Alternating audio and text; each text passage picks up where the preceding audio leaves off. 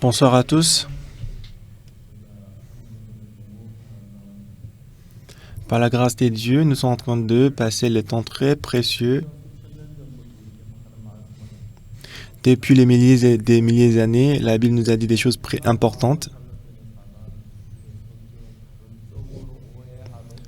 Satan qui saisit notre cœur, il a fait en sorte que nous comprenions mal la Bible. Mais lorsque notre cœur devient humble, lorsque notre cœur devient modeste et que nous regardons Dieu, et en ce moment-là, la parole de Dieu devient la lumière et cette lumière entre dans notre cœur. Et quelle que soit votre position, cette lumière éclairait votre cœur. Moi, j'ai rencontré Jésus-Christ en 1962. Et à l'époque, j'ai mené une vie vraiment désespérée. Et c'est ce que je vais vous raconter aujourd'hui. Aujourd'hui, nous allons lire Jean chapitre 9 à partir des versets 1. Du verset 1 jusqu'au verset 12. Jésus vit en passant un homme aveugle de naissance. Ses disciples lui firent cette question: Rabbi, qui a péché, cet homme ou ses parents, pour qu'il soit né aveugle?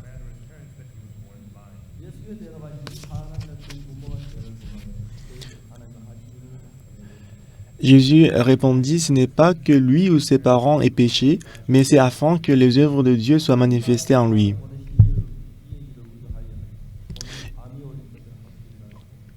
Il faut que je fasse, tandis qu'il est jour, les œuvres de celui qui m'a envoyé.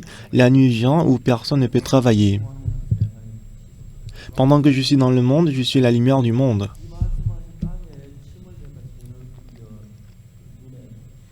Après avoir dit cela, il cracha à terre et fit des labous avec sa salive. Puis il appliqua cette eau sur les yeux de l'aveugle. Elle lui dit: va et lave-toi au réservoir de Siloé, nom qui signifie envoyé. Il y alla, se lava et s'en retourna voyant clair.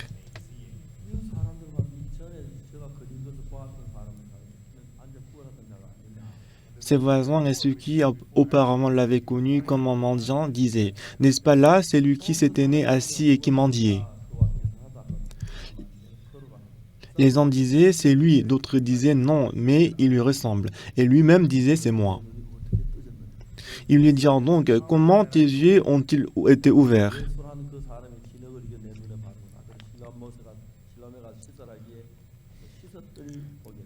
Il répondit: l'homme qu'on appelle Jésus a fait de la boue, a oint mes yeux et m'a dit: va au réservoir des Siloé et lave-toi. J'y suis allé et je me suis lavé et j'ai recouvré la vue. Ils lui dirent: où est cet homme? Et il répondit: je ne sais. En 1962, j'ai mené une vie vraiment ténébreuse. Et tout était vraiment désespéré.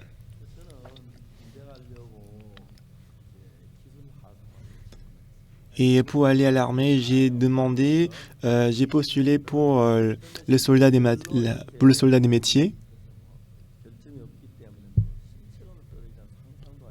Puisque j'avais pas de problème physiquement, donc je n'ai jamais pensé que j'allais être disqualifié pour le test médical. Mais les dents du devant, bon, j'ai passé par tous les hôpitaux, tous les départements.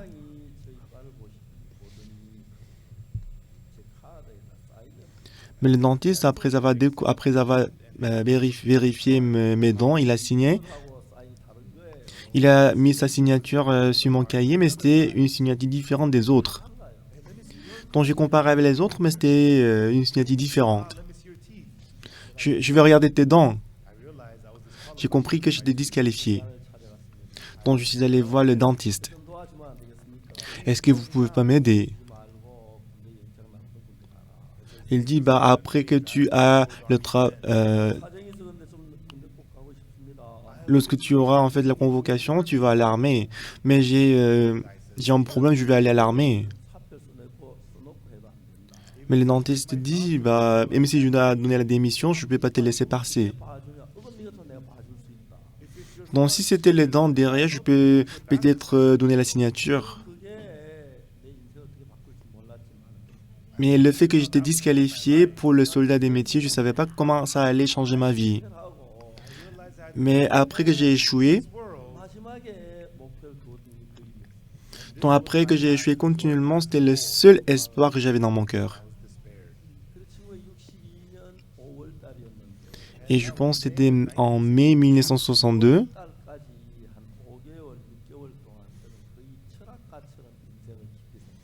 Du mai jusqu'en octobre, pendant 5 ou 6 mois, j'étais presque comme un philosophe qui pensait beaucoup à la vie. Même si je pensais profondément, rien de spécial peut apparaître, mais le résultat que j'ai obtenu après la réflexion, et à l'époque j'avais que 19 ans, j'ai réalisé que tout ce que je faisais, c'était l'échec.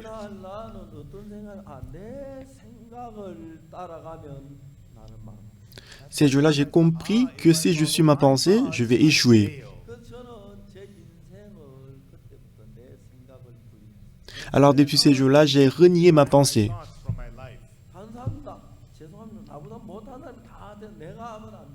Je suis désolé de vous dire, mais les gens qui étaient pires que moi, ils étaient qualifiés, ils étaient passés, mais moi, j'ai toujours échoué. Et le 7 octobre, et je priais Dieu. J'avais beaucoup de péchés dans mon cœur. J'ai volé chez les voisins les pommes, les kakis.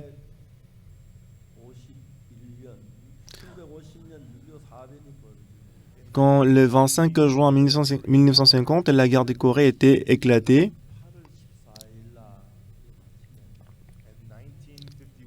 et en 1951,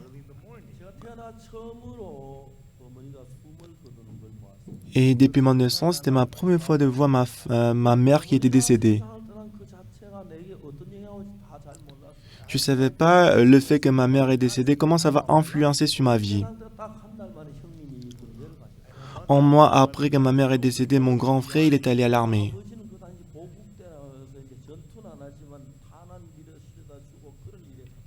Et que mon père, il était envoyé en fait dans un endroit qui soutient la guerre.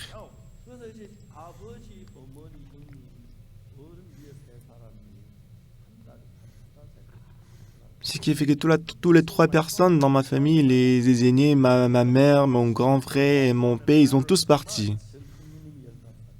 Ma plus grande sœur, elle avait 15 ans. Et l'autre, elle avait 13 ans. Et moi, j'avais 8 ans et mon petit frère, il avait 4 ans. On ne savait pas à quoi manger.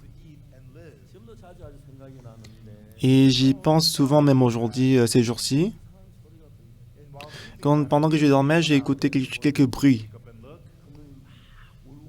Quand je me suis réveillé, ma grande sœur, elle était en train de pleurer. Et tout le monde s'est réveillé et on a pleuré ensemble. Ça s'est passé très souvent, on avait faim. On a mangé tout. Quand je me souviens de moi-même, quand j'étais petit, j'avais le ventre qui sortait parce que j'ai mangé toutes choses qui n'avaient pas de nutrition. J'avais les bras, les jambes très fines. C'est comme ça que j'ai passé mon enfance. Après que ma mère est décédée,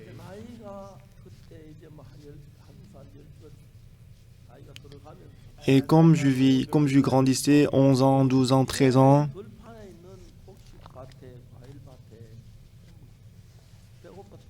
comme j'avais faim, je suis allé les champs des voisins pour manger, pour voler les pommes, les kakis. Depuis mon enfance, je suis allé à l'église. Alors tôt le matin, j'allais à l'église pour prier. Depuis que j'étais petit, je suis allé assister à la dévotion matinale.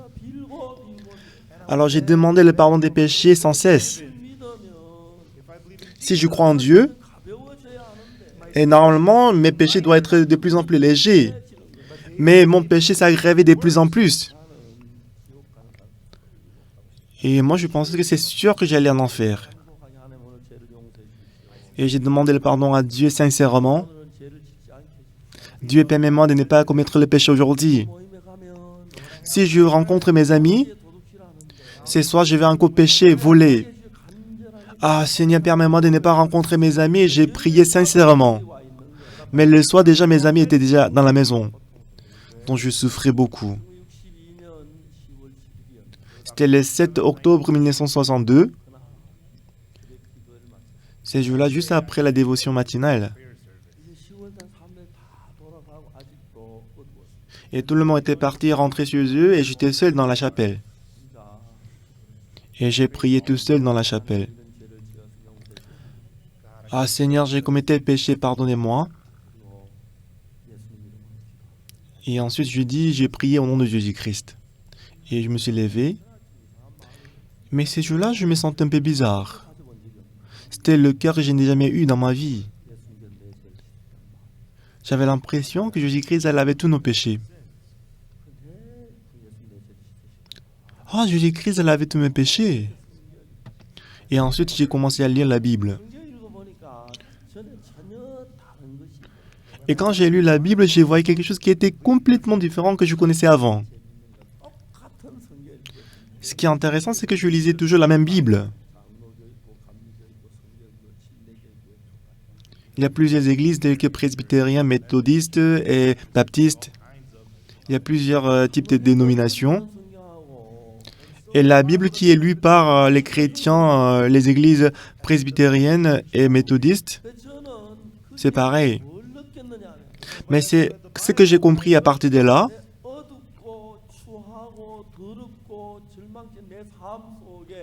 Dans ma vie qui était désespérée, décourageante et sale et méchante, j'ai compris qu'il y avait la providence de Dieu dans la Bible.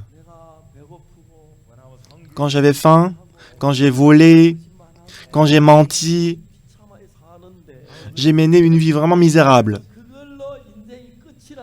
Mais si c'est la fin de la vie, qu'est-ce qu'il est désespéré?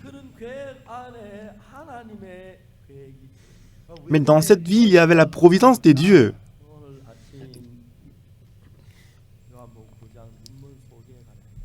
Ce matin, nous avons lu l'histoire de l'aveugle de naissance. Cet homme, il est né aveugle. Jésus rencontra en passant un homme aveugle de naissance.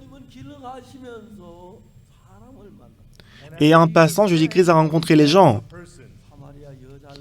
Jésus-Christ a rencontré la femme samaritaine. Il a rencontré un homme aveugle de naissance.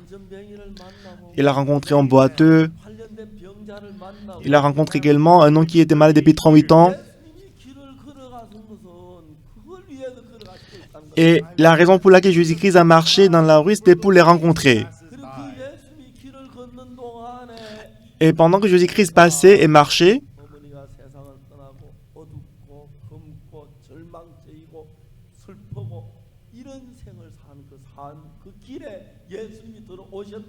ça veut dire que dans ma vie qui était vraiment désespérée du fait que ma mère elle est décédée, il n'y avait que le désespoir et la tristesse, mais dans cette vie, Jésus-Christ est entré à l'intérieur.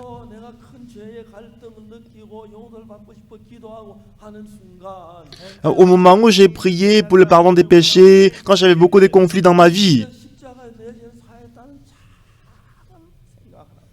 une petite pensée entre dans mon cœur que Jésus-Christ elle avait tous mes péchés. Et après cela, j'ai commencé à lire la Bible. Mais ce qui est vraiment étonnant, c'est que c'était la même Bible que je lisais jusqu'à présent. Mais j'ai commencé à voir la Bible d'une manière différente. Jésus-Christ, en passant, il a rencontré un homme aveugle de naissance.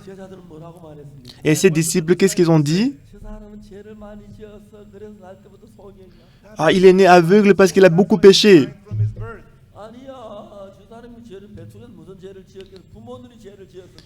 Non, c'est pas possible. Comment est-ce qu'il aurait péché dans le ventre de sa maman? C'est ses parents qui ont péché.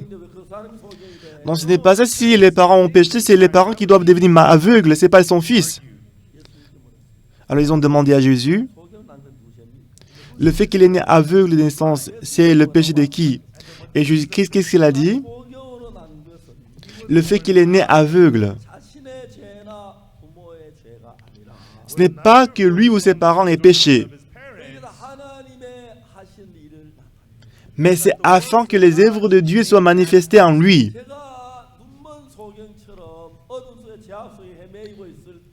Quand je me débattais, quand j'ai erré dans les ténèbres comme cet aveugle,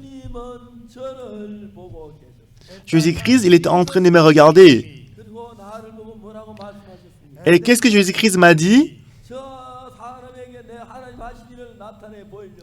Dans cet homme-là, je vais manifester les œuvres de Dieu. Et depuis ces jours-là, j'ai commencé à lire la Bible. C'était toujours la même Bible, mais je voyais complètement différemment. C'était très étonnant. Donc si je vous donne un exemple, dans Romains chapitre 3, verset 23, tous sont péchés et sont privés de la gloire de Dieu. Une fois, j'ai rencontré un président de l'université. Et lui, pour me rencontrer, il a conduit la voiture pendant 8 heures de temps. Et avant de partir, il m'a appelé.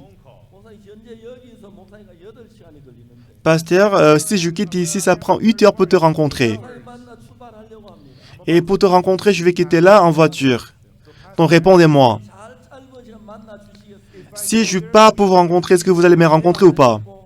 Si vous me rencontrez, je vais partir là. Si vous n'êtes pas disponible, je ne vais pas partir. Donc je lui ai dit de venir. Donc il a conduit la voiture pendant 8 heures, il est venu chez moi. Alors j'ai lu Romains chapitre 3, verset 23. Je lui ai dit, est-ce que vous connaissez bien Romains chapitre 3, verset 23? Oui, bien sûr, je le sais. Il avait appris par cœur verset 23. Est-ce que vous connaissez aussi verset 24? Donc il connaissait très bien verset 23.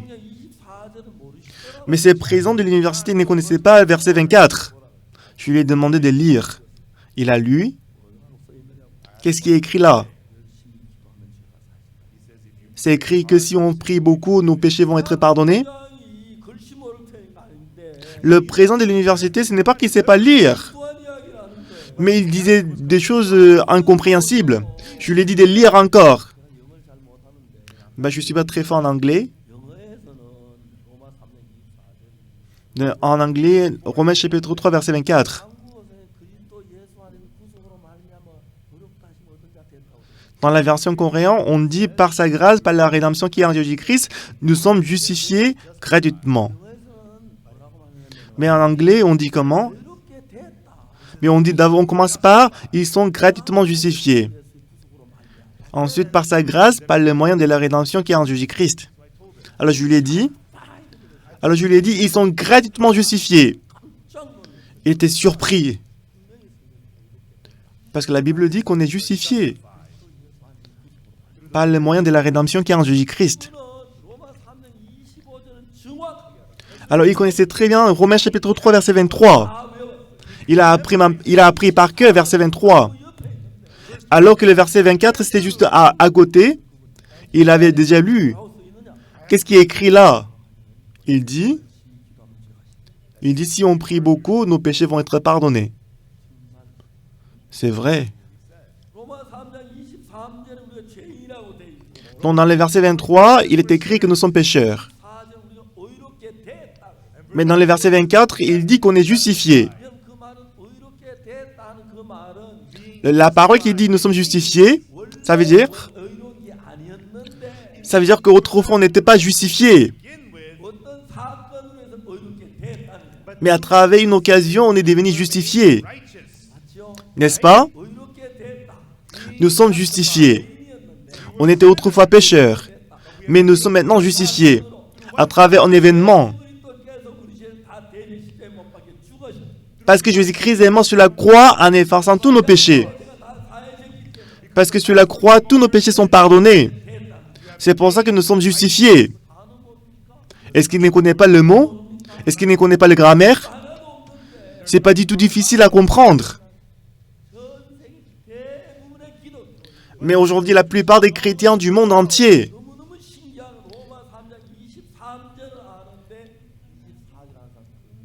ce qui est vraiment étonnant, c'est que la plupart des gens ils connaissent bien verset 23, mais la plupart des gens ils ne connaissent pas verset 24. Les gens ils connaissent bien verset 23. Mais ils avaient su, ils avaient connu, verset 24. Ils ne demeureraient pas dans le péché. Ils ne demeureraient point dans les ténèbres. Ils ne seront pas tristes. Ils seront toujours joyeux. Ils seront toujours reconnaissants. Ils auront été en fait reconnaissants devant Dieu. Ce qui est vraiment choquant, que Satan qui est malin, il a couvert les yeux de l'homme. Les gens ils connaissent bien verset 23. Mais Satan il a mis la pensée quand ils lisent verset 24. Il a fait en sorte que les gens ils comprennent mal verset 24. Une fois je suis allé en République des Dominiques. Il y avait plusieurs pasteurs qui étaient réunis, dont je leur ai dit, qu'est-ce que je leur ai dit? Dont je leur ai dit que je suis juste. Alors tous les pasteurs, ils étaient étonnés, choqués. Pasteur, j'ai une question, je vais poser une question. Oui, allez-y. Est-ce que vous n'avez pas commis le péché? Est-ce que vous n'avez pas volé? Est-ce que vous n'avez pas menti? Bah, j'ai volé plusieurs fois même. J'ai volé beaucoup. J'ai beaucoup menti. Mais comment vous dites que vous êtes juste? Vous êtes pécheur. Donc j'ai continué. Le juge. Parce que le juge m'a déclaré juste. Où est le juge? Regarde Romains chapitre 3 verset 24. J'avais rien à plus à dire. J'avais plus rien à dire. Et chercher verset 24. C'était ce qui était écrit. La Bible dit, nous sommes gratifiés, nous sommes justifiés. Parce que Jésus-Christ est mort, il est puni sur la croix. Parce qu'il n'a pas laissé le péché, il a été puni pour nos péchés. C'est pour ça que vous êtes justifiés. C'est ce que Dieu nous a déclaré par sa grâce. Nous n'avons rien fait pour être justifiés, mais nous sommes justifiés par sa grâce. C'est vraiment merveilleux. Pendant longtemps, je connaissais bien verset 23, mais je ne connaissais pas du tout verset 24. Pourquoi? Pourquoi? Pourquoi? Pourquoi je n'ai pas connu verset 24? Pourquoi je n'avais pas connu verset 24? C'est Satan qui est malin. Il a couvert nos yeux.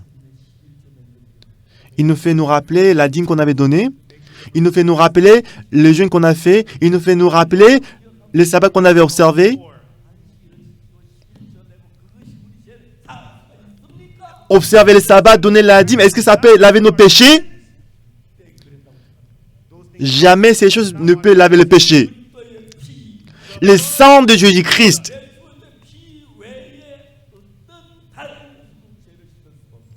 À part le sang de Jésus-Christ, rien ne peut laver le péché. Le sang de Jésus-Christ a été versé pour nous. Et la Bible dit, Dieu nous a dit, il m'a déclaré juste. Quoi que vous me disiez, il n'y a pas de problème. Puisque c'est Dieu qui m'a déclaré juste. Dieu m'a déclaré saint. Il a dit, ne se souvient plus de mes péchés. Il m'a déclaré juste pour toujours, pour l'éternité. C'est ce que j'ai lu dans la Bible. Qu'est-ce qu'il est précis. Qu'est-ce qu'il est merveilleux. C'est très merveilleux.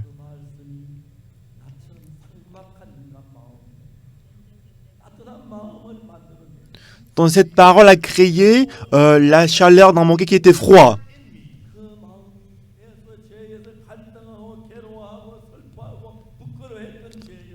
Dans cette parole, mon cœur qui était autrefois lié par le péché, qui souffrait à cause du péché, il m'a permis de m'affranchir du péché. Il y avait un homme malade depuis 38 ans. Lui, il ne pouvait pas se lever et marcher. Pendant 38 ans, il ne pouvait pas marcher. Quand il était tout petit, son père l'a porté pour le guérir. Il n'a pas pu, son père, il est mort.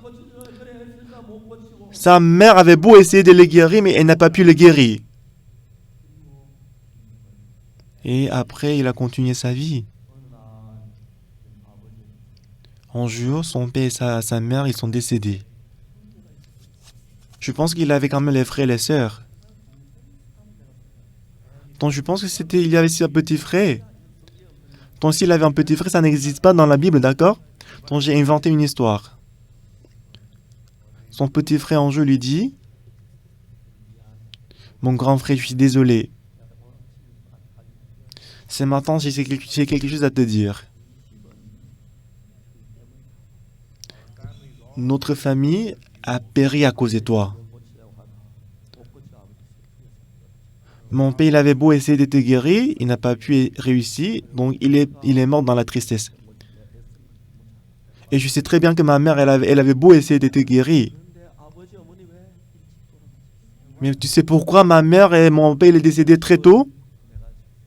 C'est à cause de toi, c'est maintenant, c'est moi qui dois porter ces fardeaux. Après que la mère est décédée, j'avais essayé de t'aider, donc j'ai pensé que je dois vivre pour toi. Mais plus je vis, plus ma pensée change. Mon grand frère, je suis vraiment désolé de te dire, mais ces jours-ci, je pense comme ça. Il fallait que c'est toi qui meurs avant mon père. Il fallait que c'est toi qui meurs avant que notre mère meure. Si tu étais mort avant, notre famille aurait dans la joie. À cause de toi que notre famille est malheureuse. Après que notre père et mère est décédé, donc je voulais vraiment vivre pour toi, t'aider. Mais tout récemment, ma pensée a changé. Il fallait que c'est toi qui meurs avant notre père et notre parent. Avant que mon père et ma mère décèdent. Ça aurait été toi qui meurs. Et si tu étais mort, il n'y aurait pas eu le désespoir, il n'y aurait pas eu la tristesse. Pourquoi c'est toi qui es toujours vivant jusqu'à présent? C'est les parents qui doivent vivre. Je suis désolé. C'est ma première fois de révéler mon cœur.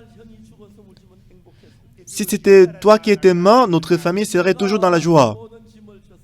Maintenant, c'est moi qui porte tous les fardeaux. Donc j'ai réfléchi. Donc je vais être comme mon père, je vais être triste. Tu sais ce que j'avais pensé? Moi, je veux que tu meurs. Donc tu devais mourir. Je suis vraiment désolé de te dire, mon grand frère, mais c'est mon vrai cœur. Si tu étais mort, notre famille aurait dans la joie. On souffre beaucoup à cause de toi. Mon grand frère, je suis désolé. Moi, je voulais pas laisser ma famille dans les ténèbres. Et moi, je vais trouver la paix. Je vais trouver le bonheur. Je vais vivre dans la joie. Moi, je vais t'oublier. Je vais me marier avec une femme. Je vais avoir les enfants. Comme les autres familles, je vais vivre dans le bonheur. Quand je te vois, il n'y a nulle part le bonheur. Mon frère, c'est tout ce que j'ai. Donc j'ai déjà rempli les sacs du riz. J'ai aussi mis des choses. J'ai gardé toutes les nourritures dans la chambre. Et c'est tout l'argent que j'ai. Prends-le. Moi, je vais sortir de la maison. Je vais quitter la maison et après, c'est toi qui vas être responsable de ta vie. Je vais t'effacer dans mon cœur. J'ai décidé de t'abandonner. Je n'ai plus de grands frères. Je suis désolé. Le grand frère a dit, mon petit frère, ah, t'as bien pensé. T'es vraiment intelligent. Oui, tu aurais dû faire. Tu aurais dû le faire plus tôt. Pourquoi maintenant que tu m'abandonnes? Hey, mon petit frère, lève-toi. Ne me regarde plus. Va-t'en, m'oublie. M'oublie. Toi, tu dois être heureux. Quand va-t'en. Adieu. C'est comme ça qu'il a envoyé son petit frère. Donc il pleurait tout seul, il riait,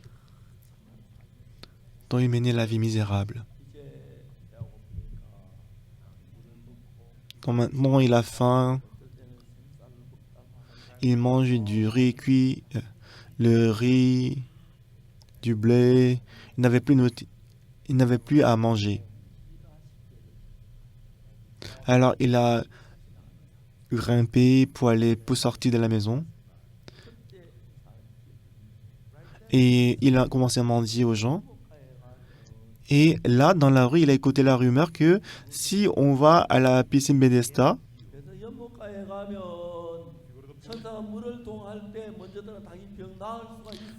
il a appris la nouvelle que s'il va dans la piscine Bethesda et que si l'eau est agitée par l'ange, s'il entre en premier, il peut être guéri.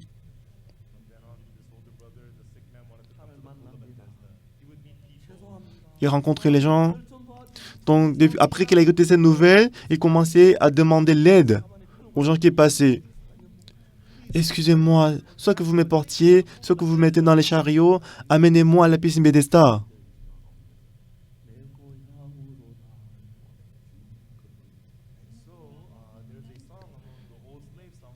Donc, parmi les esclaves, il y a un chant qu'il chantait souvent. Envoie-moi à ma ville natale, où les fleurs sont fleuries et l'endroit où l'oiseau chante. Envoie-moi à la ville de l'esclave. Donc, en tout cas, cet homme est là depuis 38 ans.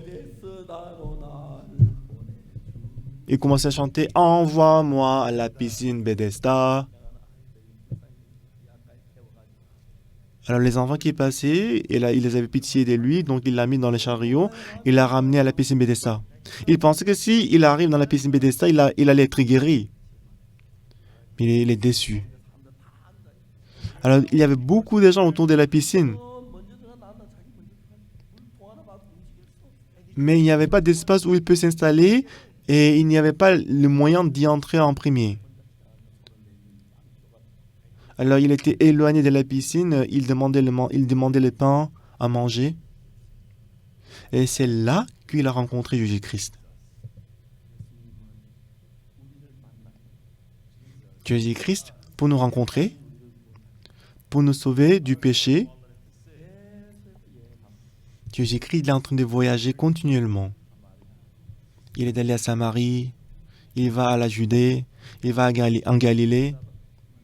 Il a rencontré la femme adultère. Il a rencontré la femme samaritaine. Il rencontre l'aveugle-né. Il rencontre l'homme malade depuis 38 ans. Il rencontre Ox Pâques. Il rencontre Pasteur Joseph Pâques. Pour rencontrer tout le monde. Mais maintenant, il est en train de voyager. En Dieu sait, Jésus-Christ m'a rencontré. Et puis il s'est adressé à moi. Tu es juste. Tu es juste. Par le moyen de la rédemption qui est en Jésus-Christ. Gratuitement, tu es justifié. Moi, j'ai cru en cette parole. Ah, Jésus-Christ m'a déclaré juste. C'est toujours la même vie. L'homme malade depuis 38 ans, l'aveugle de naissance, et la femme qui a été surprise en adultère, la tristesse et la souffrance.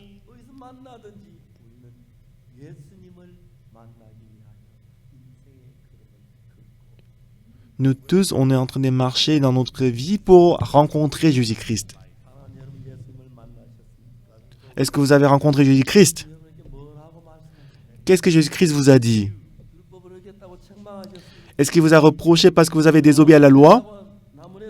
Est-ce qu'il vous a grondé parce que vous avez désobéi à la loi? Est-ce qu'il vous a reproché parce que vous avez commis l'adultère? Non. Jésus-Christ nous a dit,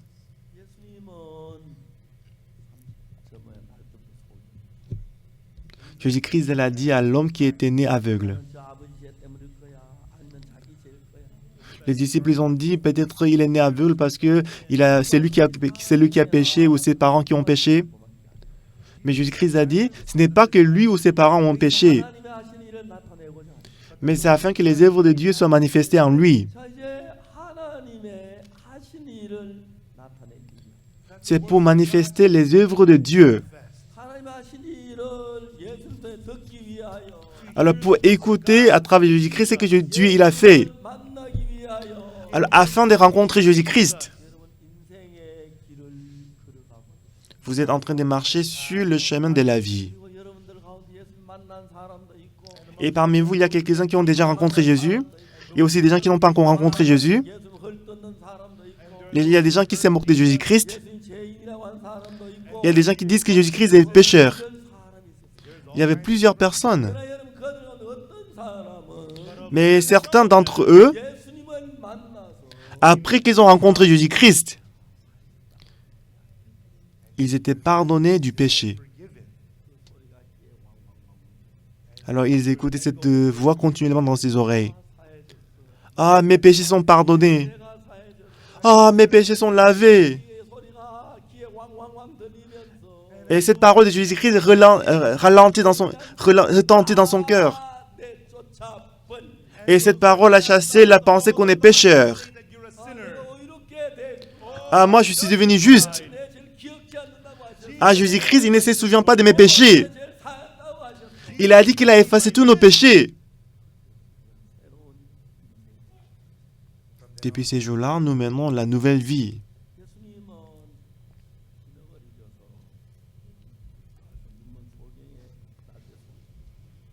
Jésus-Christ, il a fait de la boue avec sa salive et qu'il a mis sur les yeux de l'aveugle. Et après, il a dit, « Va et lave-toi au réservoir de Siloé. » C'est aveugle jusqu'à présent.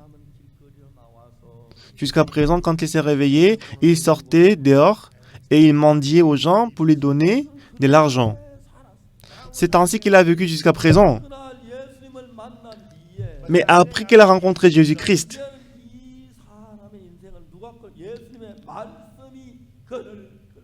alors maintenant, on peut voir que sa vie est entraînée et conduite par la parole de Jésus-Christ.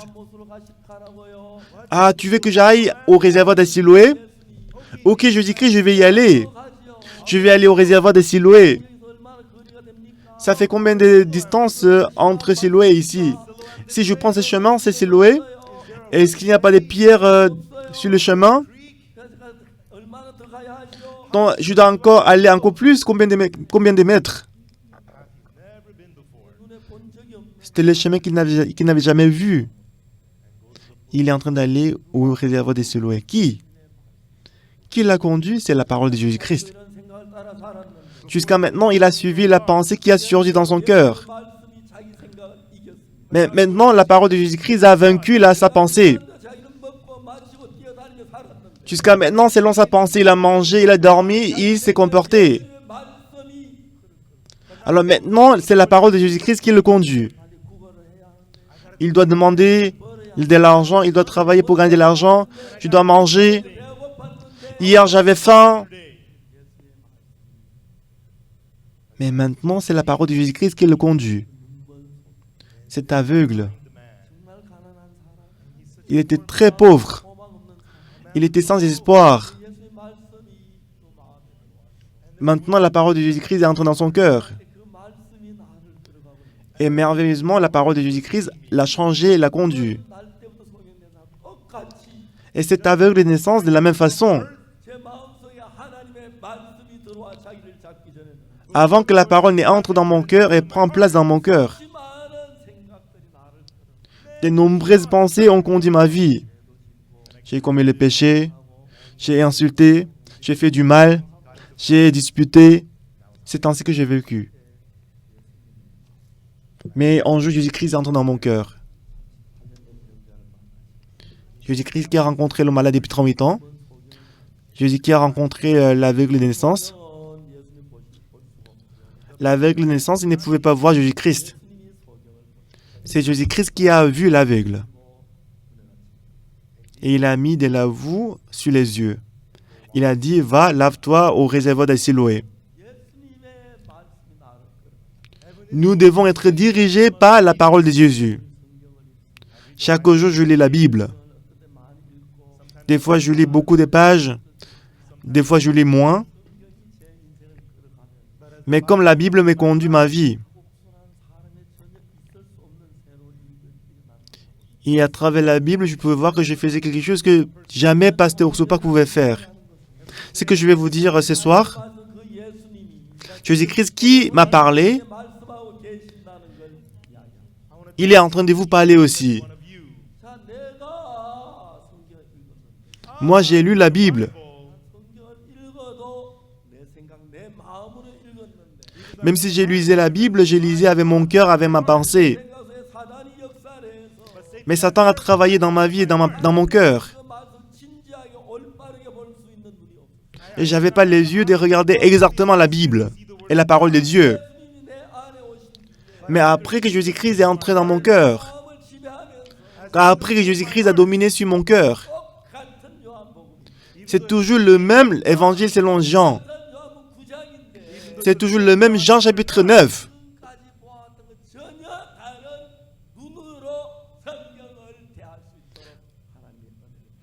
Donc Dieu m'a accordé la grâce de pouvoir regarder Jean chapitre 9 d'une manière différente, avec des nouveaux yeux. Qu'est-ce qu'il est merveilleux. Depuis mon enfance, je suis allé à l'église.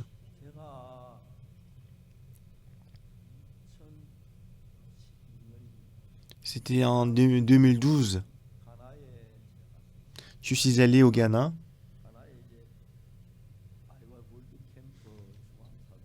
Et je suis allé au Ghana en tant que l'orateur principal du camp mondial au Ghana.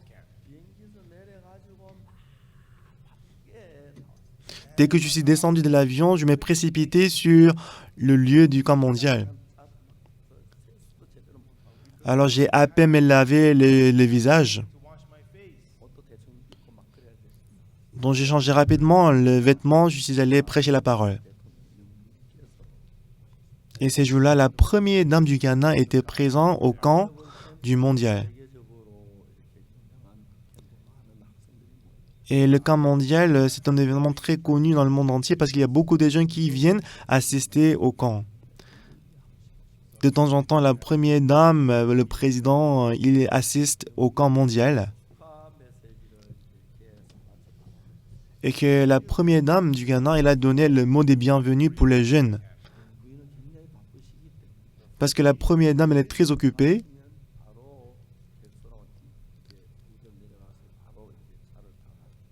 Normalement, après le message de bienvenue, elle ne revient pas pour s'asseoir, mais elle part directement pour retourner à la maison.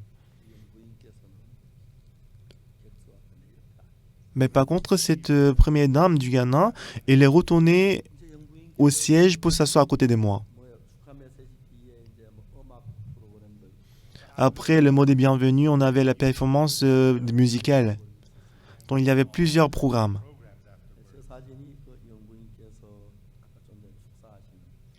Voici les photos de la première dame du Ghana qui donnait le mot de bienvenue. Elle était assise et j'ai discuté avec elle. Et elle a aussi écouté le message que j'avais prêché. Et le camp mondial, ça a duré 2 ou 3 heures. Et elle a attendu jusqu'à la fin. Et même si le camp était fini, elle ne partait pas. Elle a discuté avec moi. Alors je lui ai prêché l'évangile. Et la première dame, elle m'a dit, « Pasteur, le président actuellement, il est malade. Est-ce que vous pouvez prier pour lui? » Oui, bien sûr. Est-ce que monsieur le président doit venir jusqu'à ici pour être prié? Non, il n'y a pas de souci, je peux y aller pour prier pour lui. Elle m'a demandé mon numéro de téléphone. Donc je lui ai donné le numéro du missionnaire du Ghana. Et la première dame, dès qu'elle est partie, elle m'a appelé. Elle a dit qu'elle va envoyer des voitures demain matin entre 9h et 9h30. Alors j'ai donc appelé Soporano, Chemi et Bartignan. Donc je leur ai dit qu'à 9h du matin demain, on va aller au palais présidentiel. Donc je leur ai dit de préparer 2 ou 3 chants ghanéens. Alors à 9h le lendemain, on attendait. Vers 9h10, il y avait 2 motards policiers qui sont entrés et qu'il y avait 3 voitures noires qui sont entrées aussi. Et la première dame, elle était venue aussi. Ah, bonjour, la première dame. Elle est venue pour nous accompagner. Donc j'ai présenté Tuemi et Bartignan qui allaient chanter pour le président. Tuemi et Bartignan, ils ont pris la même voiture que la première dame.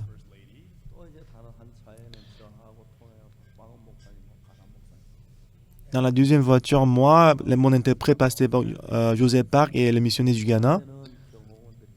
Et dans la troisième voiture, c'était les gardes du corps qui étaient montés dans la voiture. Donc en ce moment-là, le président, c'était le président Jonathan Mill. Et ce président était connu pour le fait qu'il était très pieux, même s'il était très occupé, mais chaque dimanche, il allait à l'église pour participer au culte. Et Tuemi et Bartignan, ils ont chanté le chant ghanéen, et le président, il a chanté avec elle. Et après les chants, j'ai commencé à prêcher la parole. Et le président, il m'a dit, pasteur, donc ça faisait longtemps que mon médecin traitant et spécialiste traite ma maladie. Il est en train de me traiter ma maladie, mais ma maladie s'aggrave de plus en plus. Et ces jours-ci, un spécialiste est venu pour me traiter, mais je vois que la maladie s'empire de plus en plus. Donc, quant à moi, je pense que je ne pourrais pas vivre plus de 2 ou 3 jours. Donc, il y a une chose que je vais vous dire, pasteur. Bien que je sois le président, et parce que je suis un être humain, j'ai des péchés. Moi, je n'ai pas encore reçu le pardon des péchés.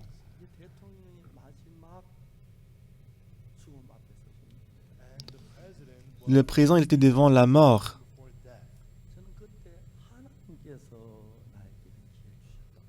Donc j'ai cru que c'était Dieu qui m'a donné cette occasion-là. Au Ghana, il y a plusieurs pasteurs au Ghana. Mais j'ai cru que c'est Dieu qui m'a fait rencontrer le président. Donc j'ai discuté avec monsieur le président.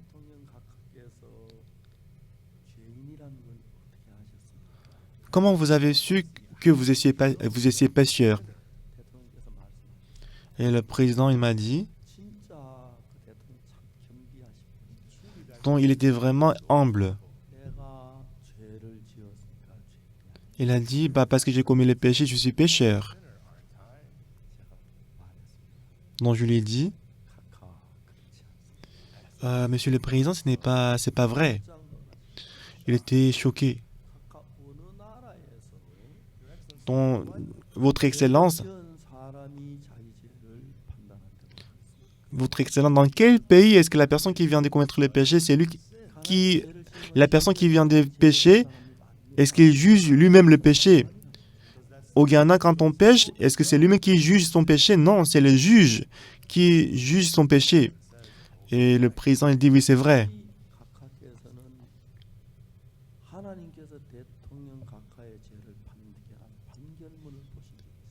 Et je lui ai demandé, est-ce que vous avez déjà vu la sentence qui a jugé votre péché? Mais le président, il dit, je n'ai jamais vu. Où est-ce que je peux trouver la sentence de Dieu qui a traité mes péchés? On peut le trouver dans la Bible. Dans la Bible, il y a la sentence concernant mes péchés. Est-ce que vous avez envie de le voir? Il a dit, oui, je veux le voir. Donc je lui ai dit, Votre Excellence, j'ai ouvert la Bible. Il y a longtemps, j'ai rencontré un avocat.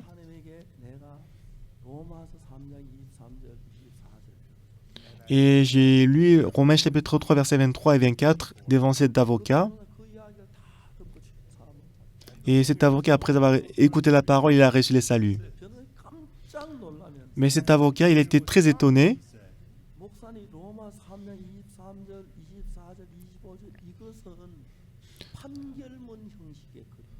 Il a dit, pasteur, Romains chapitre 3, versets 23 et 24, c'est écrit de la même façon que la sentence.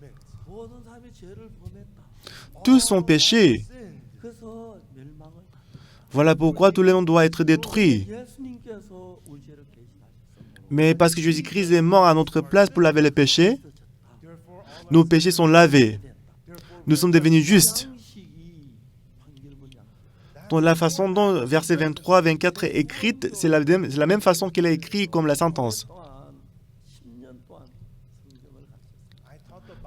Donc, pendant 10 ans, j'ai enseigné la Bible à la prison de Suwon et des jeunes, et beaucoup de prisonniers et détenus ont reçu le salut. Et beaucoup de prisonniers, après avoir reçu le salut, ils m'ont raconté comment ils étaient jugés. Dans la sentence, on dit telle personne était compliquée dans tel péché. Donc parce qu'il a tué quelqu'un, il doit être condamné à mort. Et parce que la personne qui est tuée, ce n'est pas la personne qu'il connaissait avant, donc c'est difficile de voir qu'il l'a tué exprès. Il était ivre, en état d'ivresse, et aussi il paraît qu'il regrette. Je vais le condamner à 10 ans de prison ferme.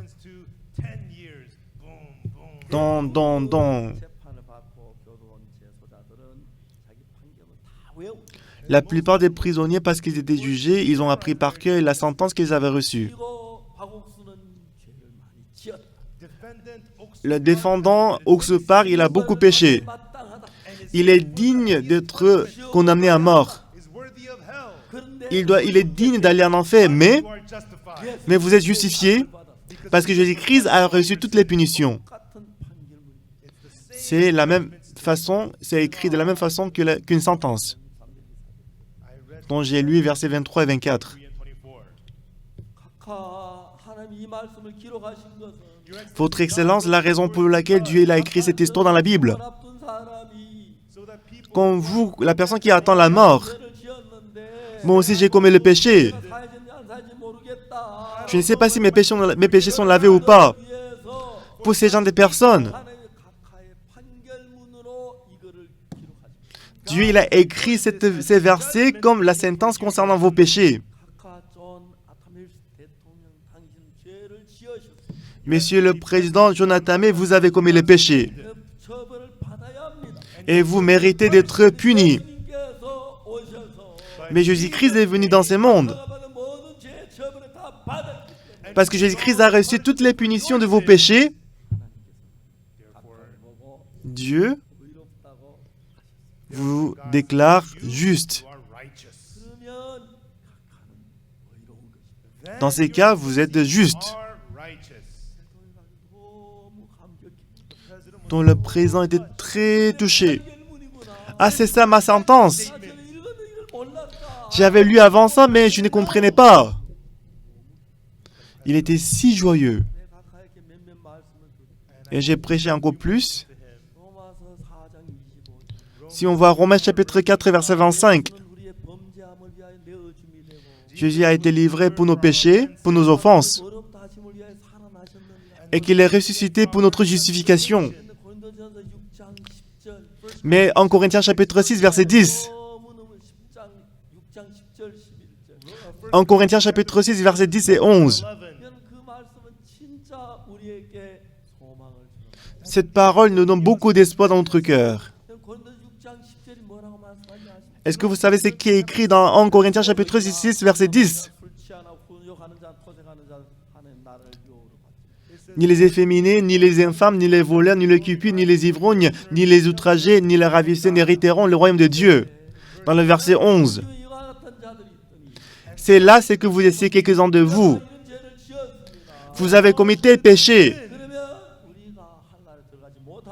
Ça veut dire que normalement, vous ne pourrez pas aller au ciel. C'est là ce que vous essayez quelques-uns de vous.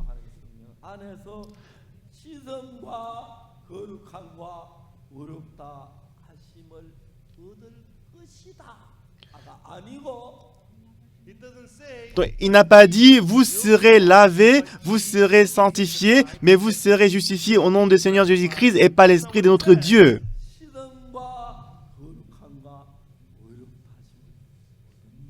Mais il a plutôt dit, vous avez été lavés, mais vous avez été sanctifiés, mais vous avez été justifiés.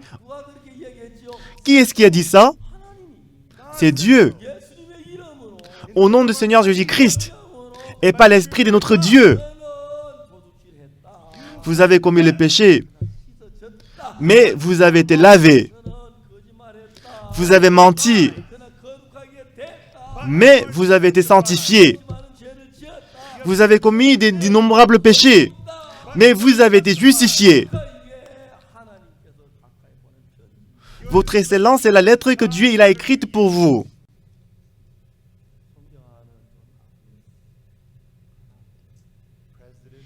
Président du Ghana, Jonathan Mill.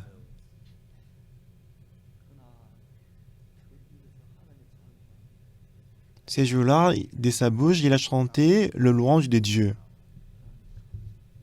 Ah, Seigneur, merci. Mes péchés sont lavés. Je suis devenu juste. Je suis saint. Et le président, il regardait le ciel. Et il parlait tout seul. Maintenant, je suis justifié.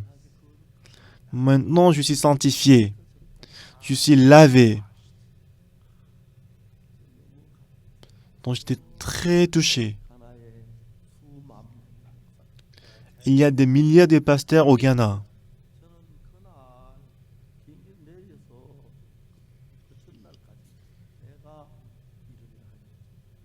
Mais quand je suis arrivé au Ghana, je n'ai jamais imaginé que j'allais prêcher la parole au président. Il faut que le président du Ghana rencontre Jésus-Christ. Mais à travers moi, Dieu a pu prêcher la parole de Jésus-Christ. Le président était si joyeux. Parce que je n'étais pas très fort en anglais. Donc j'ai pris pasteur Joseph Park. Donc pour lui, je dois acheter 2 hamburgers. Je dois acheter 2 billets d'avion. Je dois aussi réserver des chambres d'hôtel à cause de lui. Mais je le remercie beaucoup. Il est aussi beau. Il est très beau.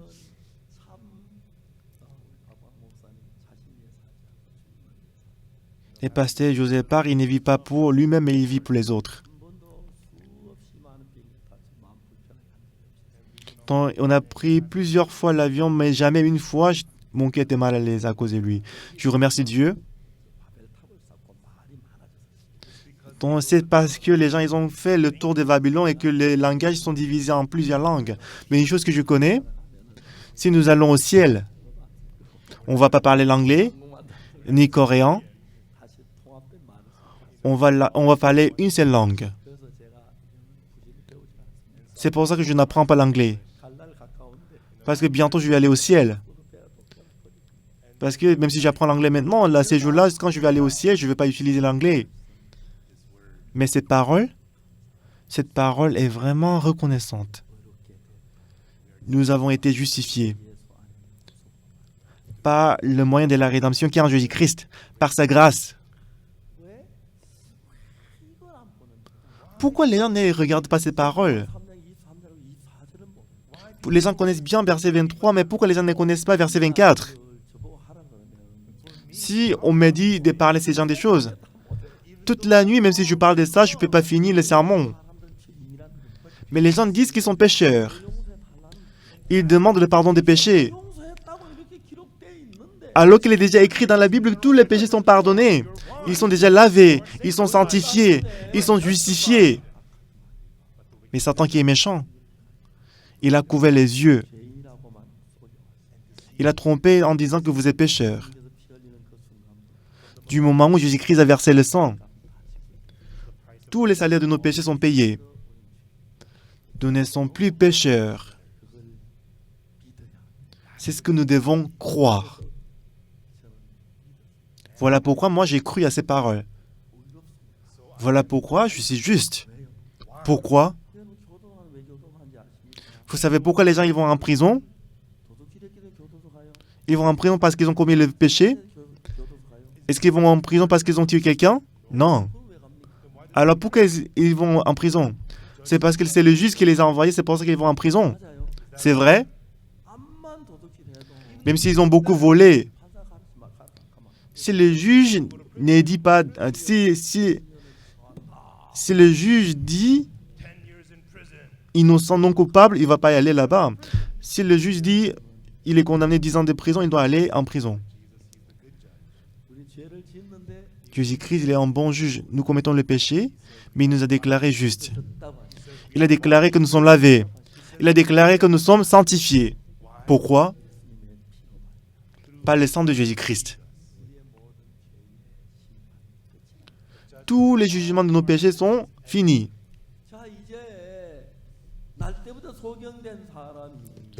Donc l'aveugle de naissance,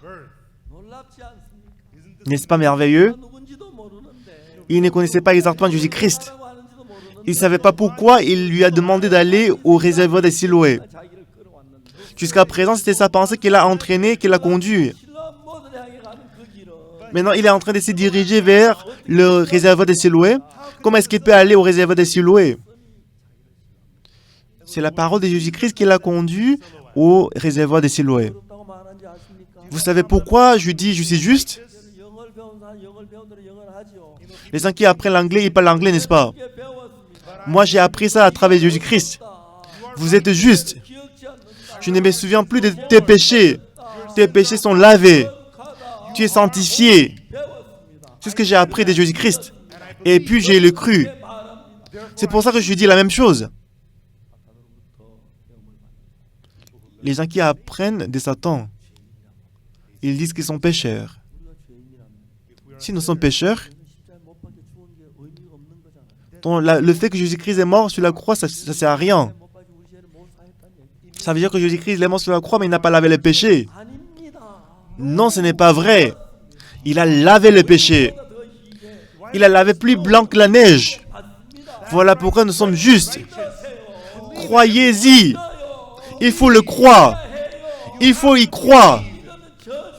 Parce que si vous y croyez pas, vous allez aller en enfer. Amen. Dis Amen. Est-ce que vous y croyez? Oui, tout ce que vous devez faire, c'est de croire.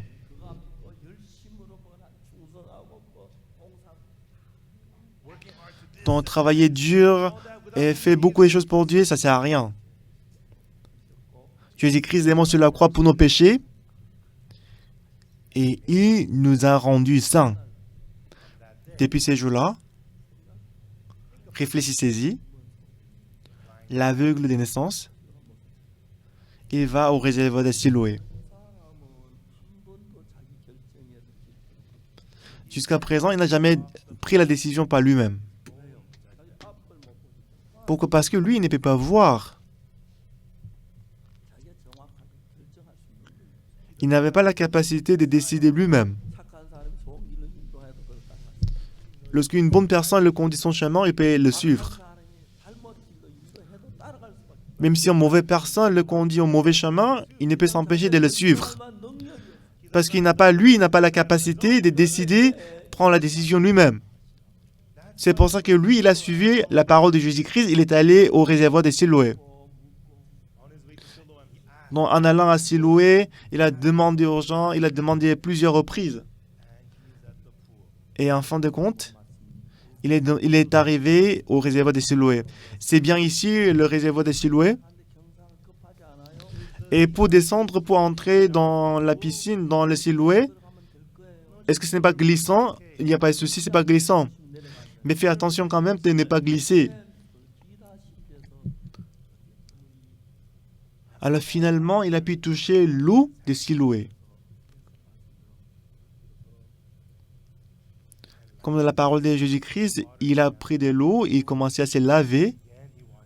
Il s'est lavé encore du visage. Mais quelque chose d'étonnant s'est passé. Il commençait à voir quelque chose. Il commençait à voir le monde. Ah, voir, c'est ce que ça veut dire. J'ai entendu parler de voir, mais je ne savais pas de quoi il s'agissait voir. Ah, moi je vois. Ah, c'est à quoi ressemble la piscine. Ah, le canard sur la piscine, ah, c'est ça le canard.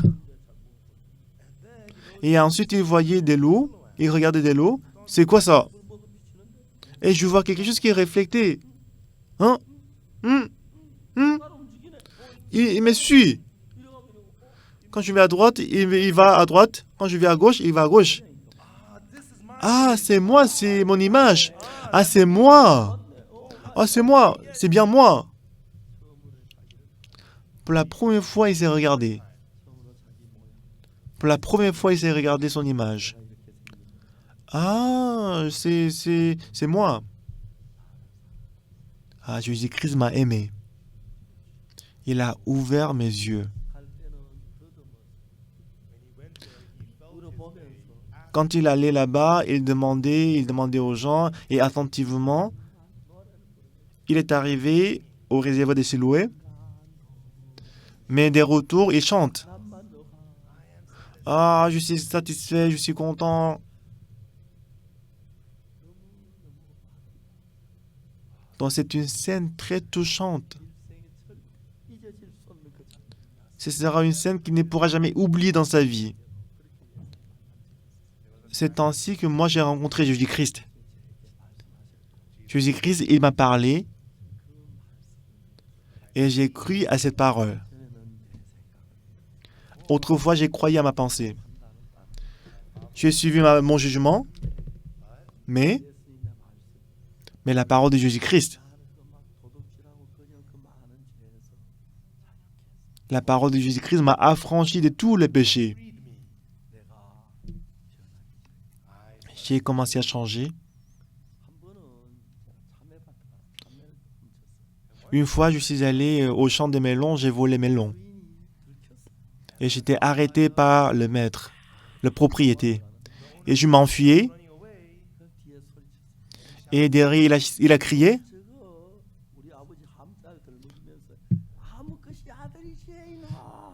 Et il a crié, ah, tu es le fils de... Il a appelé le nom de mon père. Ah, c'est grave.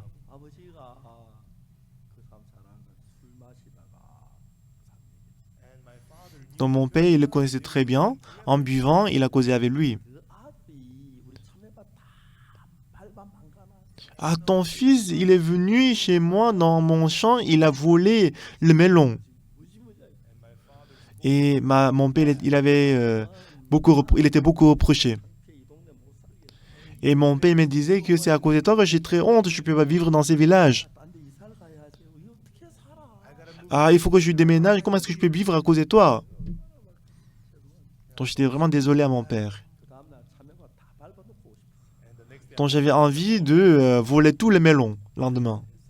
Mais ça n'a pas marché. C'est le vol, c'est le péché. Je vis en enfer. Je ne pouvais pas me changer. Alors quand je rencontre mes amis, j'ai volé encore. Mais un jour, j'ai rencontré Jésus. Et j'ai accepté la parole de Jésus-Christ qui est dans la Bible. Il m'a déclaré juste. C'est vrai que moi, je suis pécheur. J'ai commis toutes les sortes de péchés. C'est vrai que je suis pécheur. Mais Jésus-Christ m'a déclaré juste. Depuis ces jours-là, je ne croyais plus à ma pensée, mais je croyais à la parole de Jésus. Je suis juste. Donc, depuis ces jours-là, il a conduit ma vie. Plus je lis la Bible, donc dans le plan de Dieu, il n'y avait que le pardon des péchés. Alors, toutes les histoires dans la Bible sont liées au pardon des péchés. Quand on lit Genèse, Exode, Lévitique, Nombre, Deutéronome, Matthieu, Marc, toutes ces histoires sont liées au pardon des péchés. Mais auparavant, le mauvais esprit a couvert mes yeux. Je savais très bien que j'étais pécheur. Mais je n'ai pas pu accepter le fait que j'étais lavé. Jésus-Christ est mort sur la croix à cause de mes péchés, mais j'ai toujours dit que je suis pécheur. Même si la Bible disait que j'étais justifié, mais je n'ai pas pu l'accepter. Mais maintenant, j'ai changé. Après que le Saint-Esprit est entré dans mon cœur, il a ouvert mes yeux. Ah, Dieu, il a écrit toutes ces histoires pour expliquer le pardon des péchés dont j'ai prêché aux gens autour de moi. Au cours des temps, j'ai vu plusieurs personnes qui étaient affranchies du péché. J'ai vu plusieurs personnes changer. Je ne peux pas tous expliquer aujourd'hui, mais je ne sais pas à quel point je suis reconnaissant. Une fois, une sœur est venue dans mon église. Et comme elle venait à notre église, elle a reçu le salut. Et un jour, je me promené dans l'église. Elle m'a crié « Pasteur, pasteur !» Ben, j'ai dit « Bonjour !» « Ah, pasteur, écoutez mon histoire !» Donc j'ai écouté son histoire. Donc je voyais que ça avait été vraiment misérable. Alors toute la nuit, parce qu'elle avait beaucoup d'inquiétudes, elle n'arrivait pas à dormir. Lorsqu'elle dort beaucoup, c'était 20-30 minutes. Comme elle ne pouvait pas dormir, elle grossit de plus en plus. Un jour, elle est venue dans notre église. En écoutant la parole, elle a reçu le pardon des péchés. Elle était si joyeuse. Et ces jours-là, elle est rentrée chez elle, elle a dormi. Elle dormait généralement 10 ou 20 minutes, mais ces jours-là, elle a dormi pour 2 heures. Elle était très heureuse. Le lendemain, elle a dormi 3 heures, 4 heures, et aujourd'hui, elle dort 7 heures par jour. Donc, elle est en paix, elle est très joyeuse. Depuis ces jours-là, Dieu l'a aidée. Auparavant, elle ne pouvait pas utiliser la main droite, la main gauche. Puisqu'avant, elle souffrait beaucoup qu'elle voulait se suicider. Alors, elle voulait se suicider, elle a coupé la main droite. Elle devait couper l'artère, mais elle a coupé plutôt les nerfs. Donc, elle n'a pas pu utiliser, elle ne pouvait plus utiliser la main gauche. Une nuit, elle avait très mal à la main gauche, qu'elle a beaucoup pleuré. Le lendemain matin, elle est allée à l'hôpital. Mais merveilleusement, le docteur a dit, il a dit que la main gauche est guérie. Il a dit que les nerfs sont connectés. Donc, elle m'a appelé pasteur, pasteur. Autrefois, elle avait prêté de l'argent en hypothéquant sa maison parce qu'elle ne pouvait pas payer le prêt. Elle souffrait beaucoup. En jeu, elle avait un peu d'argent, donc elle a donné à la banque. Mais l'employé là-bas, il était surpris. « Ah, madame, suivez-moi !» Il l'a ramené au 4e étage. Il est allé voir le directeur de la banque.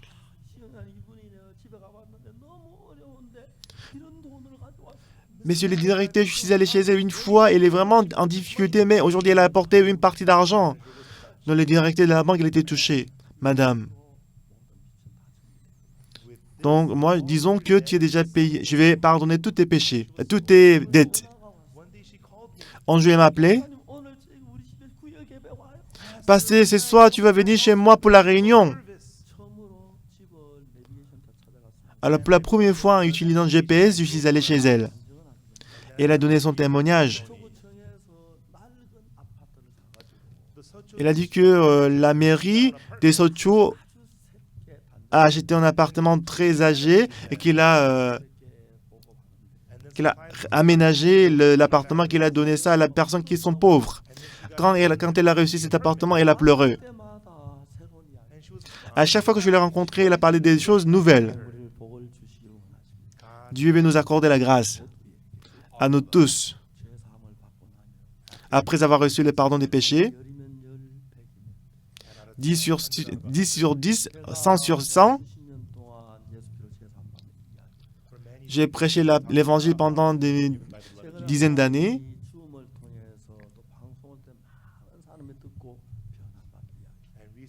Et tout récemment, à travers Zoom, à travers en ligne, beaucoup de gens ont écouté l'évangile, ils ont changé. Et ce matin, quand je me suis réveillé, quand j'ai ouvert l'Internet, donc j'ai reçu beaucoup de témoignages du monde entier. Donc je remercie vraiment Dieu. C'est Dieu. Dieu nous a rendu les enfants, ses enfants, le fils et la fille. Et le fait de vivre dans la bénédiction, c'est sa joie. Donc je vais faire la volonté de Dieu, le sang de Jésus-Christ. Non à travers mes efforts, pas le sang de Jésus-Christ. Je loue le Seigneur qui a lavé tous mes péchés. Ensemble, nous allons prêcher cet évangile dans le monde entier. Jésus-Christ est mort sur la croix pour nous. Vivons pour Jésus-Christ. Que Dieu vous accorde la grâce et la bénédiction. Prions. Éternel Dieu Tout-Puissant, nous te disons merci. Normalement, on doit être détruit à cause de nos péchés. Merci de nous avoir sauvés du péché. Comme si tu as ouvert les yeux de l'aveugle. Autrefois, avec les yeux qu'on avait, on était pécheurs. Mais nos yeux sont ouverts dans la Bible. On a pu découvrir que Jésus-Christ a lavé tous nos péchés. Il y a encore beaucoup de gens qui souffrent du péché dans le monde. Il y a beaucoup de gens, bien qu'ils vont à l'église, ils souffrent du péché. Fais en sorte que l'évangile entre dans leur cœur, qu'ils soient sauvés à travers la foi, qu'ils soient utilisés par Dieu. Merci de nous avoir donné ces séminaires. On va retourner à Dieu, Seigneur. Seigneur, merci. Merci de nous avoir accordé cette grâce. Le monde entier souffre du coronavirus. À travers ton amour, permets-nous de surmonter le coronavirus. Seigneur, aide-nous. Merci, Seigneur. J'ai prié au nom de Jésus-Christ. Amen. Merci à tous.